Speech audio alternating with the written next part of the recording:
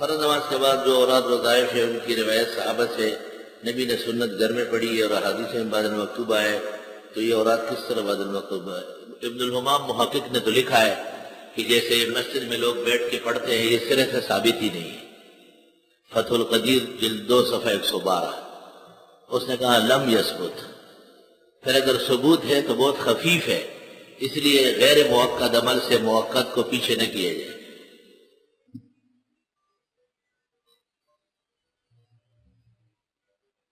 امام کے لیے نماز میں پگڑی باندھنا اور عام نمازوں میں نہ باندھنا درست ہے، کیونکہ الصلاۃ متعمما افضل لکھا ہے اور امامت پر زیادہ شان والی نماز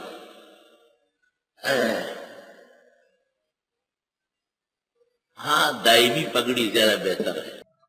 مسلمان کے 3 اعمال ایسے ہیں کہ اگر ان کا اہتمام کر لے تو چوتھے عمل کی ضرورت نہیں ہے۔ ایک، فاتحہ کے ساتھ کسی بھی وقت 24 گھنٹے میں 3 مرتبہ سورہ اخلاص پڑھنا۔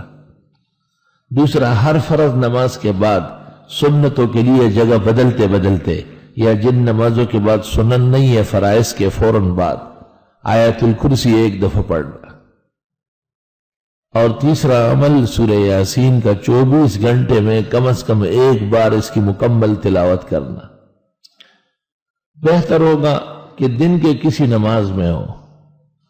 علماء نے عجیب بات لکھی ہے کہ جیسے انسان کا دل اس کی لمبائی کے اعتبار سے اور اوپر سے نیچے کے اعتبار سے ایک خاص محل میں واقع ہے، قرآن کریم فاتحہ سے والناس تک دیکھا جائے تو یاسین اس جگہ واقع ہے جس جگہ سینے میں ہمارا دل واقع ہے۔ اور حدیث میں ہے کہ اقرؤوا علی موتاکم یاسین، مرنے والوں کے ہاں یاسین پڑھ لو، اللہ تعالیٰ اس سے نزع روح میں آسانی کر دیتا ہے۔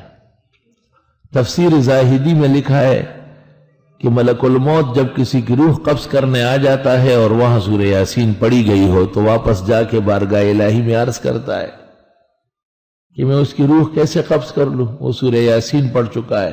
وہ سورۃ یاسین کے ایک ایک حرف پر اتنے فرشتے نازل ہو کے وہاں موجود ہے، تو اللہ تعالیٰ جنت کا فرشتہ رضوان کو بھیج دیتا ہے اور وہ شخص کو آ کے جنت کے ایک ایک درجے اور نعمت کی خوشخبری دے دیتا ہے کہ جنت بالکل منتظر ہے اور دیر ہو رہی ہے، تو یوں وہ خوش ہو کر کے روح دے دیتا ہے۔